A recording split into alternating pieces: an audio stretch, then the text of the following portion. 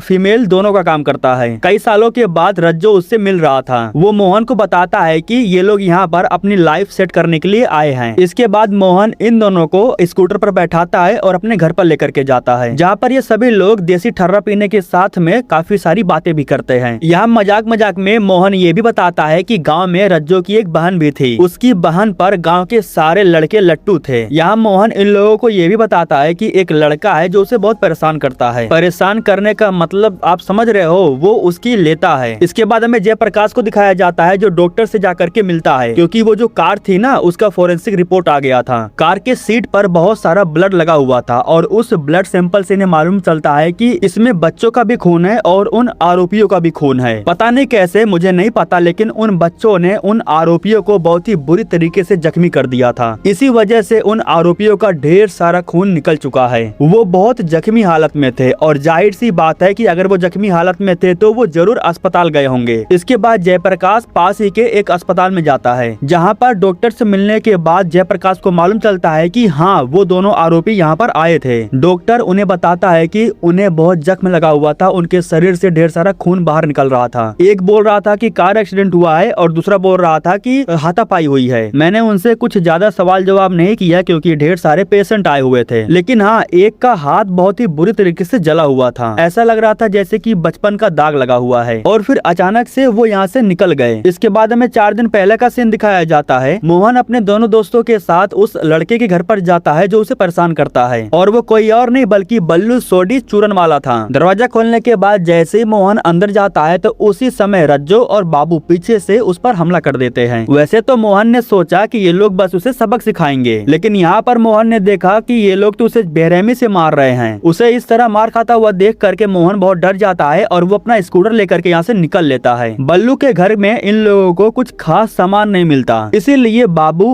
उसके घर में लगी हुई शाही तलवार को ही ले लेता है। बाहर आने के बाद जब इन्हें मालूम चलता है कि मोहन अपना स्कूटर लेकर के चला गया है, तब ये लोग पैदल ही यहाँ से निकलने लगते हैं। लेकिन तभी इन्हें रास्ते में हरी रंग की एक कार दिखाई देती है। इस कार को लेकर के ये लोग यहाँ से निकल लेते हैं। इधर जयप्रकाश एक आदमी के जरिए बल्लू के घर के एड्रेस के बारे में पता लगा लेता है। घर के अंदर जाने के बाद इन्हें सारा सामान बिखरा हुआ मिलता है और कुछ स्मेल भी आ रही थी। अंदर जाने के बाद एक कमरे में इन्हें एक बॉक्स दिखाई देता है। उस बॉक्स को खोलने के बाद अंदर इन्हें बल्लू की बॉडी मिलती है और तभी जयप्रकाश ऊपर देख करके समझ जाता है कि वो तलवार यहीं से गायब हुई है। इधर रज्जो और बाबू को इस बात की फिक्र थी कि कहीं मोहन अपना मुंह न खोल दे। अगर उसने जा करके पुलिस वालों के सामने मुंह खोल दिया तो ये दोनों बहुत ही बुरी तरीके से फंस सकते थे। बाबू के कहने पर ये दोनों वापस से होटल में जाते हैं, जहाँ मोहन को पकड़ने के बाद उसे लेकर के यहाँ से जाने लगते हैं। लेकिन तभी मोहन का दोस्त चाय लेकर के आ जाता है, जो मोहन के साथ होटल में ही काम करता है। वो इन लोगों से पूछता भी है कि तुम लोग कौन हो भाई और इसे कहाँ लेकर के जा रहे हो, जिस पर बाबू कहता है कि हम पुलिस हैं, दिल्ली पुलिस। यही बोलकर मोहन को कार में बैठा करके यहाँ से निकल लेते हैं। बल्लू के जरिए जयप्रकाश को इस होटल के बारे में पता चलता है, जहाँ मोहन का दोस्त जयप्रकाश को बताता है कि आज से 3 दिन पहले 2 लोग आए थे। वो लोग मोहन को उठा ले गए। उन्होंने तो मुझे ये भी बताया कि वो दिल्ली पुलिस से हैं। 3 दिन पहले वे लोग मोहन को लेकर के एक जंगल में जाते हैं। बाबू के हाथ में वही तलवार था जिसे वो बल्लू के घर से चुराया था। ये दोनों इतने सनकी हो गए थे कि मोहन को जान से मारने को तैयार हो गए थे। तभी बाबू को एक आवाज सुनाई देती है। दरअसल इसी जगह पर चाइनीज कपल रोमांस कर रहे थे। तभी लड़की को आइसक्रीम खाने का मन होता है तो वो लड़के को आइसक्रीम लाने के लिए बोलती है। जिसके बाद लड़का जैसे ही आइसक्रीम लेने के लिए जाता है तभी पीछे से बाबू उस लड़की को किडनैप कर लेता है। उसे मोहन के पास लेकर के जाता है और फिर ये लोग मोहन को उस लड़की को मारने के लिए बोलते हैं। अगर मोहन इस लड़की को मार देता है तो ये लोग मोहन को छोड़ देंगे। बस एक बार इस लड़की को मार करके उसे साबित करना था, लेकिन वो ऐसा कर नहीं पाता। तभी वो लड़का आइसक्रीम लेकर के आ जाता है और वो अपनी गर्लफ्रेंड का दुपट्टा देखता है। वो तो अच्छा था कि वो अपनी गर्लफ्रेंड की आवाज सुन लेता है। तभी यहाँ पर एक हवलदार भी आ जाता है, जिसको देख करके रज्जो और बाबू यहाँ से भाग जाते हैं। लेकिन मोहन बेचारा नहीं भागता है, वो उस हवलदार के पैर पकड़ करके लटक जाता है और उस हवलदार से कहता है कि मुझे अंदर डाल दो, मैं बाहर नहीं रहना चाहता। प्रेजेंट टाइम में हमें मोना को दिखाया जाता है जो स्कूल में बच्चों को पढ़ा रही होती है। जैसे कि मैंने आपको बताया कि उसे सदमा लग गया था, वो मानने को तैयार ही नहीं थी कि उसके बच्चे मर गए हैं। उसकी प्रिंसिपल आकर के उसे समझाते हुए उसे कहती हैं कि इस हाल में तुम्हें अपने घर पर होना चाहिए, तुम सच्चाई को इग्नोर करके उससे भाग नहीं सकती हो, उसे मानना ही होगा। इसके बाद मोना पैदल ही बारिश में भीगते हुए घर पर जाने लगती है। तभी पीछे एक कार आ जाती है जो मोना को लिफ्ट देने के लिए बार बार उसे आवाज लगाने लगती है। मोना को बहुत गुस्सा आता है क्योंकि एक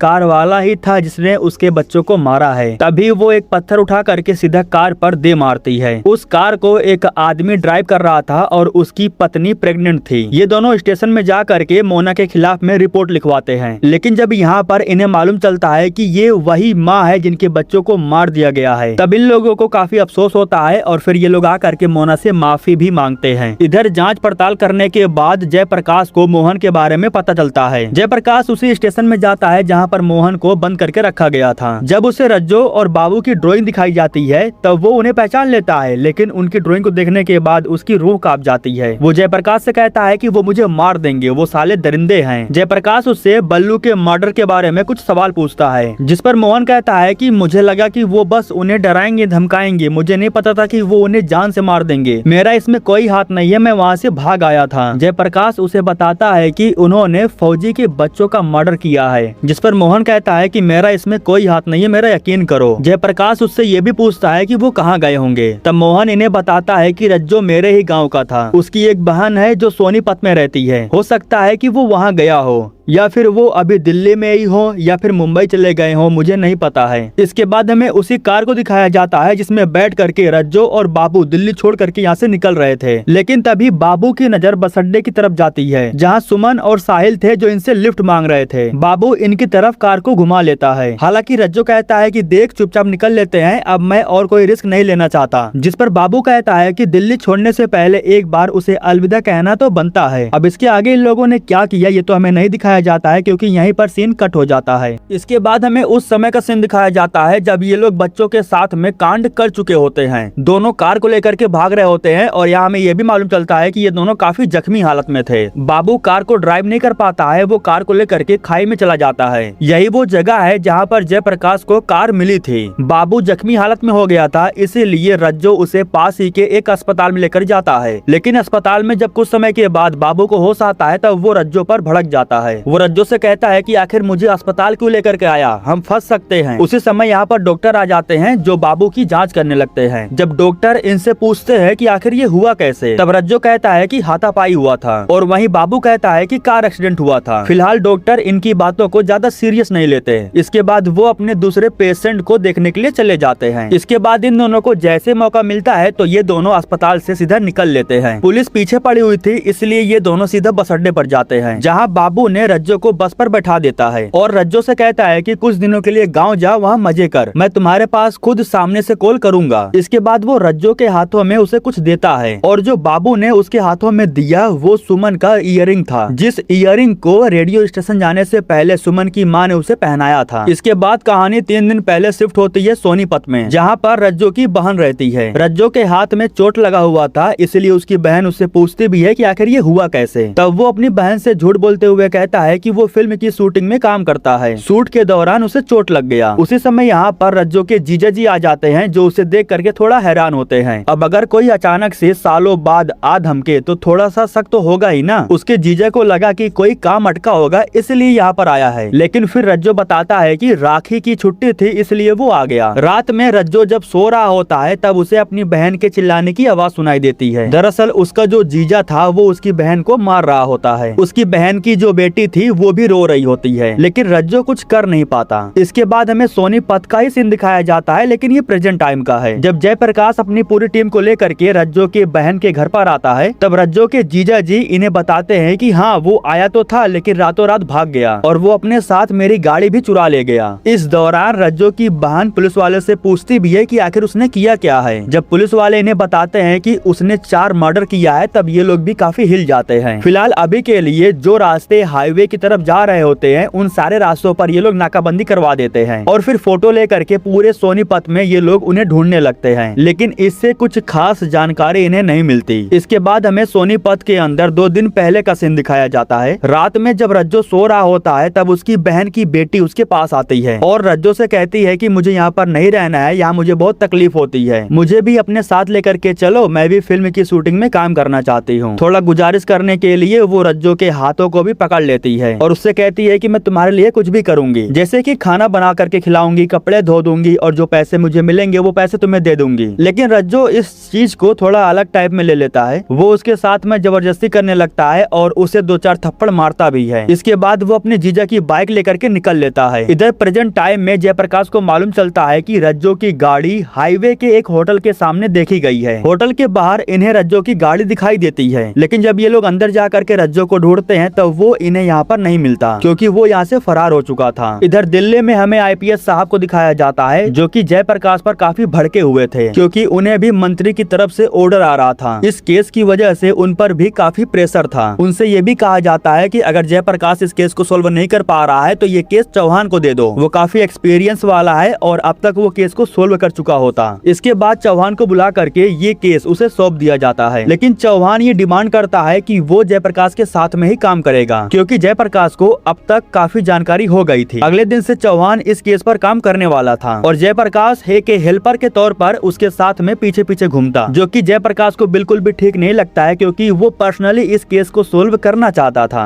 हालांकि उसके पिताजी उसे कहते भी हैं कि अगर तुम कहो तो मैं एसपी साहब से बात कर लेता हूँ, क्या पता मेरी बात से वो मान जाए, लेकिन जयप्रकाश उन्हें इस चीज के लिए मना कर देता है। उसी समय घर पर एक पुलिस वाला आता है और वो जयप्रकाश को बताता है कि बॉम्बे से कॉल आया था। बॉम्बे थाने के एसआई आपसे बात करना चाहते हैं, क्योंकि उनके पास रज्जो और बाबू का कुछ खबर है और वो पर्सनली सिर्फ आपसे ही बात करना चाहते हैं। इसके बाद जयप्रकाश जल्दी से थाने में जाता है, जहां उसकी बात बॉम्बे के एक इंस्पेक्टर से होती है। वो जयप्रकाश को बताते हैं कि बॉम्बे में आधी रात को एक हस्बैंड वाइफ पर हमला हुआ है। हमने जब उन्हें आपकी बनाई हुई स्केच दिखाया तो वो बाबू को पहचान लिए। वो बाबू था जो बॉम्बे आ चुका है। वैसे तो अब अगले दिन ये केस चौहान के हाथ में जाने वाला था, लेकिन फिर भी जयप्रकाश इस बात को इग्नोर करके वो रिस्क लेकर के बॉम्बे जाने को तैयार हो जाता है। इसके बाद सीन शिफ्ट होता है और हमें 12 साल पहले बॉम्बे को दिखाया जाता है। एक स्कूल के अंदर हम बाबू को देखते हैं। किसी वजह से उसके टीचर उसे बहुत पीट रहे थे, शायद उसने बहुत बड़ी कोई गलती की थी। हालांकि उसकी माँ गलती की माफी मांगती हैं, लेकिन तभी उसके टीचर भी हाथ जोड़ लेते हैं और कहते हैं कि इसे ले जाओ, मैं इसे नहीं पढ़ा पाऊंगा। मतलब कि बाबू को स्कूल से निकाल दिया गया था। हालांकि बाद में वो अपनी माँ से इस चीज के लिए माफी मांगता है। इसके बाद वो अपनी माँ को कुछ देता है, लेकिन उसकी माँ उस चीज को लेकर के उस बच्चे को दे देती है जिसे बाबू ने पीटा था। बदले में वो बच्चा कुछ ऐसी बातें बोलता है जो बाबू को बुरा लगता है। ये लोग जो बातें कर रहे थे वो मराठी लैंग्वेज में था, इसीलिए मुझे अच्छे से कुछ समझ नहीं आता। कुछ समय के बाद वही बच्चा जब वॉशरूम में हल्का हो रहा होता है, तभी उसके पास बाबू आता है। इसी वॉशरूम के कोने में मधुमक्खियों ने छत्ता लगा रखा था। बाबू जल्दी से उस छत्ते को मार करके गिरा देता है। इसके बाद वो दरवाजे को बंद करके बच्चे को अंदर ही छोड़ देता है। बेचारा वो बच्चा चिल्लाते रहता है, लेकिन बाबू बेरहम था, वो दरवाजा नहीं खोलता। इसके बाद हमें प्रेजेंट टाइम में बॉम्बे को दिखाया जाता है। जयप्रकाश रज्जो और बाबू के घर पर जाते हैं, जहाँ पर वो रहते थे, और इसी जगह पर उन्होंने उस बच्चे को किडनैप करके भी रखा था। फिंगरप्रिंट के जरिए इन्हें मालूम चलता है कि वो रज्जू और बाबू हैं। फिलहाल यहाँ पर जयप्रकाश को कुछ मिलता नहीं है, लेकिन एक बार वो उन हस्बैंड और वाइफ से मिलने की डिमांड करता है जिन पर बाबू ने हमला किया था। इसके बाद हमें 3 दिन पहले बॉम्बे के अंदर बाबू को दिखाया जाता है। बॉम्बे में आने के बाद वो सबसे पहले जा करके जिम्मी से मिलता है, जो उसका पुराना साथी था। कई सालों के बाद दोनों मिल रहे होते हैं, इसलिए दोनों साथ में बैठ करके पूरी रात ड्रिंक करते हैं। हालांकि जिम्मी उससे पूछता भी है कि आखिर वो इतने सालों के बाद यहाँ क्यों आया है। वो ये भी कहता है कि कोई लफड़ा तो नहीं हुआ है ना, जिस पर बाबू कहता है कि नहीं नहीं यार, मुझे तेरी याद आ रही थी इसलिए मैं आ गया, और अब वो यहाँ पर रह करके अपना धंधा सेट करना चाहता है। फिलहाल जिम्मी उसे बताता है कि मेरी शादी फिक्स हो गई है और कुछ भी हो जाए मेरे शादी में तुझे रहना है। यह सुन करके बाबू काफी खुश होता है और जिम्मी से कहता है कि यार तेरी शादी होने वाली है और मैं तेरे लिए कोई गिफ्ट भी नहीं लेके आया, मैं तेरे लिए गिफ्ट जरूर लाएगा। इतना कहने के बाद वो एक टैक्सी लेकर के रोड पर जाता है, जहाँ उसकी मुलाकात एक हस्बैंड वाइफ से होती है। उन्हें स्टेशन पर जाना था, तो इसलिए ये लोग जा करके उसकी गाड़ी में बैठ जाते हैं, लेकिन इन्हें ये नहीं पता था कि बाबू एक क्रिमिनल है और इनके साथ बहुत बड़ा हादसा होने वाला है। फिलहाल जयप्रकाश इन हस्बैंड और वाइफ के घर पर जाता है, जहाँ ये लोग बताते हैं कि किस तरीके से बाबू ने इन दोनों पर अत्याचार किया। हस्बैंड को मारने पीटने के बाद उसकी वाइफ तक को नहीं छोड़ा। उसके साथ में वो आगे कुछ कर पाता उससे पहले ही बाबू को एक आवाज सुनाई देती है। दरअसल कार में एक छोटा सा कुत्ते का बच्चा था। उसे लेने के बाद बाबू खुश हो जाता है और यहाँ से चला जाता है, लेकिन जो औरत थी उसने बाबू के अंदर कुछ नोटिस किया था। वो जयप्रकाश को बताती है कि उसमें से झींगे और शराब की बदबू आ रही थी। उसका एक हाथ पूरी तरह से जला हुआ था। इसके बाद हमें 6 साल पहले बॉम्बे का सीन दिखाया जाता है। 6 साल बाद बाबू वापस वापस लौट करके घर आता है, जहाँ उसकी माँ उसे देख करके काफी डर जाती है और उससे कहते भी है कि आखिर वो दोबारा यहाँ पर क्यों आया है। उसकी माँ को एहसास हो गया था कि बाबू बहुत सनकी है, वो कोई और कांड करता उससे पहले ही उसकी माँ उसे कुछ पैसे और ज्वेलरी दे करके यहाँ से जाने के लिए बोलती है, जिस पर बाबू भी मराठी भाषा में पता नहीं क्या बोलता है। उसकी माँ उससे बहुत डर जाती है। इसके बाद बाबू अंदर चाय बनाने के लिए चला जाता है और चाय बनाने से ज्यादा वो बर्तनों को उठा करके पटक रहा था, जिससे उसकी माँ और भी ज्यादा डर जाती है। प्रेजेंट टाइम में जयप्रकाश जा करके बाबू की माँ से मिलता है, जहाँ पर हमें मालूम चलता है कि बाबू ने अपनी ही माँ को बहुत ही बुरी तरीके से जला दिया है। जयप्रकाश उन्हें बाबू की तस्वीर दिखाता है और ये भी बताता है कि वो 4 मर्डर करके भाग रहा है। हमें कुछ जानकारी चाहिए ताकि हम उसे पकड़ सके। हमें बस इतना जानना है कि वो पहले कहाँ रहता था। उसकी माँ तो बोल नहीं पा रही थी, लेकिन फिर भी जैसे तैसे करके वो बताती है कि उसे बाल कल्याण में रखा गया था। इसके बाद जयप्रकाश उस केंद्र में जाता है जहाँ पर 6 सालों के लिए बाबू को रखा गया था। जिस बच्चे पर उसने मधुमक्खी को छोड़ा था ना, उसकी मौत हो गई थी, इसीलिए उसे यहाँ पर रखा गया था। लेकिन जब वो 18 प्लस हो गया तब उसे यहाँ से छोड़ दिया गया। यहाँ की देखरेख करने वाला जयप्रकाश को ये भी बताता है कि उसका सिर्फ एक दोस्त था, उसका नाम जिम्मी था और ये दोनों एक ही ब्लॉक में रहते थे। इसके बाद हमें बाबू की गर्लफ्रेंड को दिखाया जाता है। अखबार के जरिए बाबू के कांड के बारे में उसे मालूम चल जाता है, लेकिन उसे यकीन नहीं हो रहा था कि ये सच में बाबू ही है। हालांकि उसकी सहेली उससे कहती है कि मैं तो शुरू से ही तुझे बोल रही थी, वो थोबड़े से ही क्रिमिनल लग रहा था, ये कोई छोटा मोटा मामला नहीं है, बच्चों का मर्डर हुआ है, इसलिए पुलिस के पास कॉल करके सब बता दे। सहेली के कहने पर वो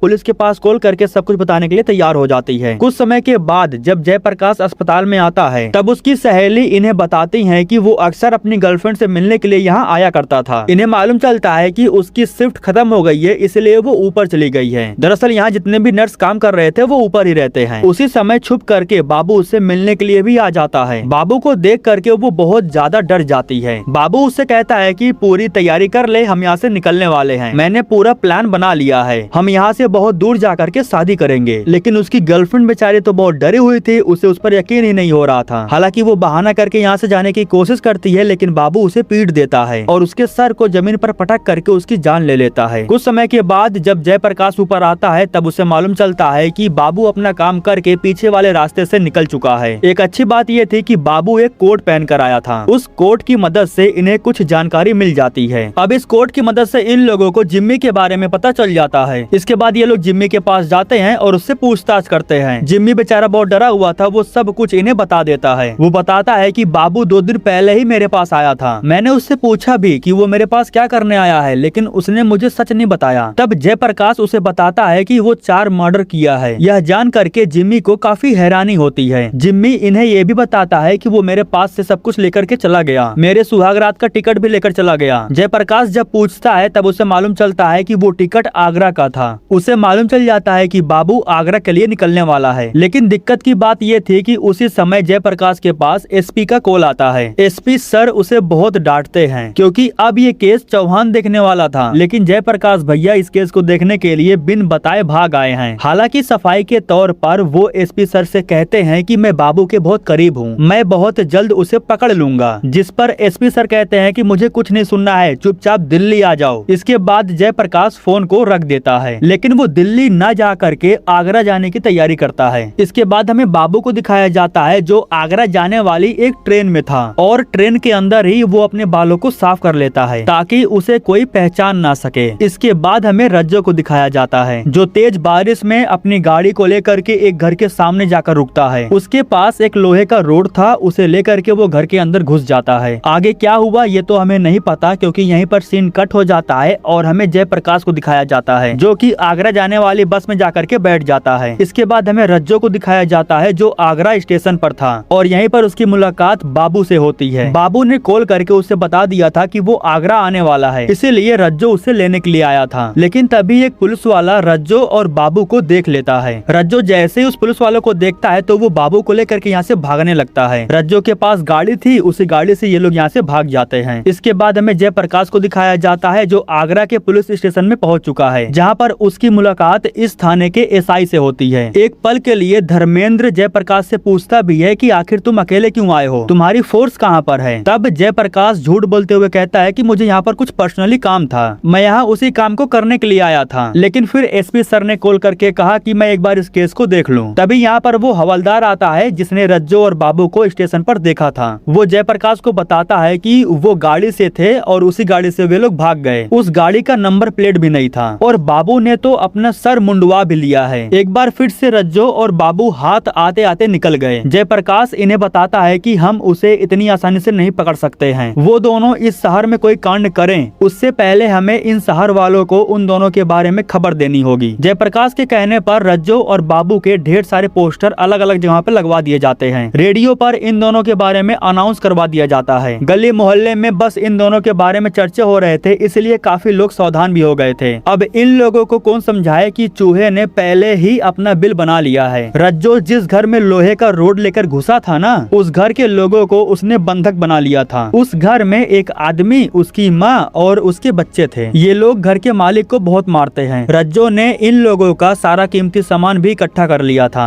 ढेर सारे पैसे, जेवरात, सब कुछ इनके पास था। एक कमरे में रज्जो को गन मिलती है, लेकिन उस गन की एक भी गोली इनके पास नहीं थी। बाबू कहता है कि हमें इसकी गोली लाना पड़ेगा। घर के मालिक को पीट करके ये लोग पता लगा लेते हैं कि इन्हें इस गन की गोली कहाँ मिलेगी। उसी समय अचानक से कोई घर का दरवाजा खटखटाता है। दरअसल ये पड़ोस के कुछ बच्चे थे जो बस हाल चाल पूछने के लिए आए थे। बड़े आराम से बूढ़ी औरत दरवाजा खोलती है, ऐसे कि जैसे कुछ हुआ ही ना हो। लड़के उन्हें बताते हैं कि दो हत्यारे खुलेआम घूम रहे हैं। हम सारे लड़के मिल करके गली में गश्त लगा रहे हैं, अगर कोई जरूरत पड़े तो हमें याद कर लेना। बच्चे को बचाने के चक्कर में बूढ़ी औरत मुंह नहीं खोलती है। वो बातचीत करके सीधा अंदर आ जाती है। इसके बाद हमें जयप्रकाश को दिखाया जाता है। उसकी सच्चाई धर्मेंद्र के सामने आ गई थी। धर्मेंद्र को मालूम चल गया था कि जयप्रकाश को सस्पेंड कर दिया गया है और ये केस उनके हाथ में नहीं है बल्कि चौहान के हाथ में है। धर्मेंद्र उनसे ये भी कहता है कि अब आप शांति से कोने में बैठ जाइए, चौहान सर आ रहे हैं। उनके यहाँ आने के बाद ही हम कुछ कर सकते हैं और फिलहाल आप यहाँ से कहीं जा नहीं सकते हो, आपको यहीं पर रहना होगा। इसके बाद हमें रज्जो और बाबू को दिखाया जाता है। दोनों बाहर जाते हैं। यहाँ हमें मालूम चलता है कि रज्जो ने भी अपना मुंडन करवा लिया है ताकि उसे भी कोई पहचान ना सके। ये दोनों बंदूक की गोली लेने के लिए एक आदमी के घर पर जाते हैं। जब ये लोग उससे गोली की डिमांड करते हैं तब वो आदमी इन दोनों को लेकर के घर के अंदर जाता है, जहाँ पहले तो वो इनकी गन देखता है और फिर वो 6 mm की गोलियां देता है। लेकिन ऐसी जो गन होती है ना, इसकी गोलियां इनके पास होती नहीं है। ये लोग गोलियों को बनाते हैं। इसलिए वो आदमी कहता है कि 1 घंटे बाद आना, तुम्हें गोली मिल जाएगी। इसके बाद रज्जो कुछ पैसे निकाल करके उस आदमी को दे देता है, जिस पर वो आदमी इन्हें बताता है कि इतने पैसों का सिर्फ 3 गोली मिलेगी और अब जाओ 1 घंटे बाद आना। लेकिन दिक्कत की बात ये थी कि आखिर 1 घंटे ये लोग रहेंगे कहाँ पर, क्योंकि जिस घर पर इन लोगों ने कब्जा किया है वो घर भी यहाँ से काफी दूर था। इसके बाद हमें स्टेशन के अंदर जयप्रकाश को दिखाया जाता है। स्टेशन में एक कॉल आता है और फिर इन्हें रज्जो और बाबू के बारे में पता चलता है। इन्हें मालूम चल जाता है कि रज्जो और बाबू एक जगह पर गोली लेने के लिए गए थे और 1 घंटे बाद वो वापस आएंगे। हालांकि धर्मेंद्र कहता है कि चौहान सर के आने से पहले हम कुछ नहीं कर सकते, वो अपनी टीम को लेकर के आ रहे होंगे। लेकिन तभी जयप्रकाश बोलता है कि अगर हम रुक गए तो इस बार वो दोनों फिर से भाग जाएंगे। मैं कई दिनों से उन दोनों के पीछे पड़ा हुआ हूँ, आपको पता भी नहीं है कि मैं कहाँ कहाँ भाग के जा रहा हूँ। मेरी रातों की नींद हराम हो गई है, मैं उन मुजरिमों को पकड़ नहीं पा रहा हूँ, मुझे बेचैनी हो रही है। इसके बाद हमें रज्जो और बाबू को दिखाया जाता है। ये दोनों ताजमहल के सामने बैठे हुए थे और जिंदगी को ठीक करने वाली कुछ बातें कर रहे थे। यहाँ बाबू रज्जो से कहता है कि इस बार हम कन्याकुमारी जाएंगे, वहाँ पर जाने के बाद हम अपनी जिंदगी की एक नई शुरुआत करेंगे। वैसे ख्वाब तो इन दोनों ने काफी अच्छा देख रखा है, लेकिन किस्मत कहाँ तक साथ देगी ये तो वक्त बताएगा। बेचारे अच्छी अच्छी बातें कर रहे थे, लेकिन पता नहीं कहाँ से एक हवलदार यहाँ पर आ जाता है और उस एक हवलदार को देखने के बाद ये दोनों जी जान लगा करके यहाँ से भाग जाते हैं। ये दोनों वापस से गोली लेने के लिए उसी जगह पर जाते हैं जहाँ चारों तरफ पूरा सन्नाटा था। बहुत जल्दी दुकानों को बंद कर दिया गया था क्योंकि पुलिस यहाँ पर आकर के पहुँच चुकी थी और इन्हें चारों तरफ से घेर ली थी। इन्हें रोकने के लिए जयप्रकाश इनके सामने आ जाता है। जयप्रकाश को देखने के बाद बाबू गाड़ी को घुमा लेता है और गली में लेकर चला जाता है। लेकिन दिक्कत की बात ये थी कि आगे गली बंद थी, इसलिए ये दोनों रिवर्स लेकर के वापस गली से बाहर निकलने लगते हैं। तभी 2 पुलिस वाले झुट्ठों के जमीन पर गिर पड़ते हैं और ये दोनों गाड़ी से निकल लेते हैं। इसके बाद जयप्रकाश भी जीप में बैठ करके इनका पीछा करने लगता है। ये दोनों उस गली में पहुंच जाते हैं जहाँ पर कुछ लोग पटाखे फोड़ रहे होते हैं। यहाँ पर इनकी बाइक फिसल जाती है और दोनों गिर पड़ते हैं। जयप्रकाश अभी भी इनका पीछा कर रहा होता है। पास ही में एक रेलवे स्टेशन था। ये दोनों भाग करके स्टेशन पर चले जाते हैं और एक ट्रेन में जाकर के बैठ जाते हैं। वैसे तो वो ट्रेन निकलने वाली थी, लेकिन जयप्रकाश के कहने पर चैन खींच करके ट्रेन को रोक दिया जाता है और ये दोनों इसी ट्रेन में बैठे हुए थे। जब ट्रेन रुक जाती है तब ये दोनों समझ जाते हैं कि यहाँ रुकना ठीक नहीं है रज्जो भागने की कोशिश करता है लेकिन वो जयप्रकाश के सामने चला जाता है और तभी जयप्रकाश उसे एक थप्पड़ चिपका देता है। रज्जो बेचारा फंस जाता है, वो जयप्रकाश के हाथ में आ जाता है। रज्जो को बचाने के लिए बाबू एक बच्ची को पकड़ लेता है और उसके गले के पास चाकू रख देता है। इसके बाद वो जयप्रकाश से कहता है कि उसे छोड़ दे वरना मैं इस बच्ची को मार दूंगा। लेकिन इस बार जयप्रकाश इन्हें इतनी आसानी से जाने देने वाला नहीं था। जयप्रकाश कहता है कि तुझे जो करना है वो कर ले, मैं इसे नहीं छोड़ूंगा। इस वक्त रज्जो बेचारा काफी डर जाता है और वो सब कुछ उगल देता है। वो जयप्रकाश से कहता है कि मैंने कुछ भी नहीं किया, मैंने जो कुछ भी किया है इसके कहने पर किया है। अगर मैं इसका साथ नहीं देता तो ये मुझे भी जान से मार देता। अब बाबू के पास और कोई ऑप्शन नहीं था, वो फंस चुका था। रज्जो ने भी उसका साथ छोड़ दिया था। बच्ची को मोहरा बना करके वो यहाँ से भागने की कोशिश कर रहा था, लेकिन इसी ट्रेन में पीछे के साइड में एक आर्मी ऑफिसर बैठा हुआ था जो बाबू को बड़े ही आराम से पकड़ लेता है। इसके बाद जयप्रकाश उसे इतना मारता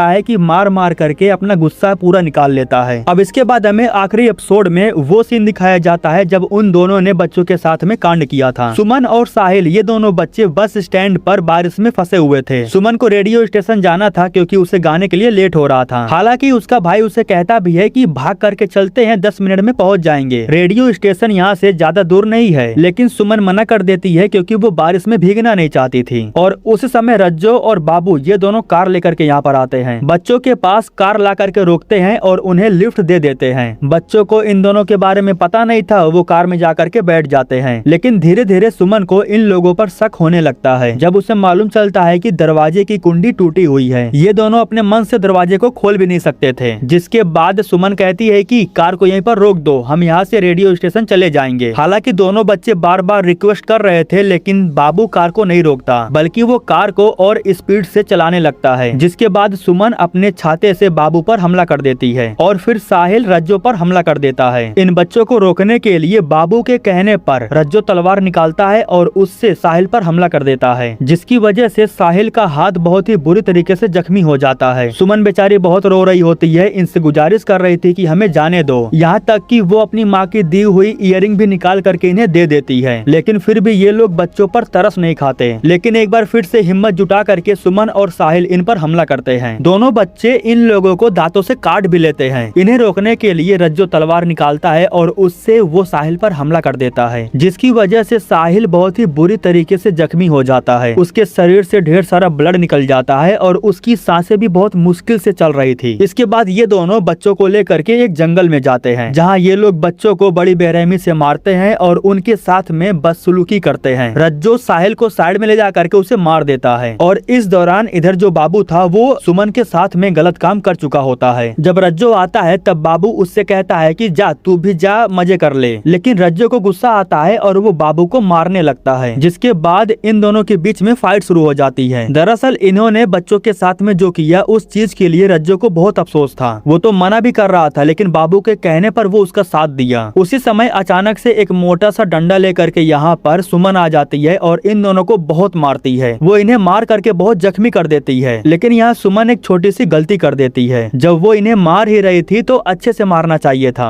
लेकिन वो अपने भाई को बचाने के चक्कर में इन्हें ऐसे ही छोड़ करके चली जाती है। जब वो अपने भाई की बॉडी को देखती है तब उसे मालूम चलता है कि वो अब मर चुका है और तभी बाबू तलवार लेकर के आ जाता है और सुमन को भी मार देता है। प्रेजेंट टाइम में हमें दिखाया जाता है कि रज्जो और बाबू को कोर्ट में ले जाया जा रहा था। जनता भड़की हुई थी और वो बस इन्हें मारना चाहती थी। जनता से बचाने के बाद उन दोनों को कोर्ट में पेश किया जाता है और जो कांड रज्जो और बाबू ने किया था उस हिसाब से दोनों को फांसी की सजा दी जाती है। चलो मान लिया उन दरिंदों को फांसी की सजा हो गई, लेकिन क्या इन परिवार वालों को इनके बच्चे दोबारा मिल सकते हैं? एक माँ बाप की सारी खुशियाँ उनके बच्चे ही होते हैं और जब उनके बच्चे ही नहीं रहे तो उनकी जिंदगी अधूरी हो जाती है। मैं बस इतना कहना चाहता हूँ कि ऐसे दरिंदे हमारे समाज में भी होते हैं। बच्चे नादान होते हैं, उन्हें दुनियादारी का पता नहीं होता। माता पिता के समझाने के बावजूद भी बच्चे ऐसे रोब झाड़ते हैं जैसे कि उन्होंने पूरी दुनिया देख ली हो और सिर्फ बच्चों की गलतियों की वजह से माँ बाप को झेलना पड़ता है। कुछ ऐसे हालात होते हैं जहाँ बच्चे गलती करते हैं, लेकिन अगर मैं यहाँ की बात करूँ तो यहाँ बच्चों की गलती नहीं थी। उनकी गलती बस इतनी थी कि उन्होंने आसानी से किसी पर भरोसा कर लिया। हमारे द्वारा लिया हुआ एक छोटा सा फैसला हमारी पूरी जिंदगी बदल देती है। साहिल की बात मान करके अगर ये दोनों उस दिन पैदल ही रेडियो स्टेशन चले गए होते तो वो नहीं होता जो हुआ। खैर दोस्तों, इसी के साथ ये पूरी कहानी यहीं पर खत्म हो जाती है।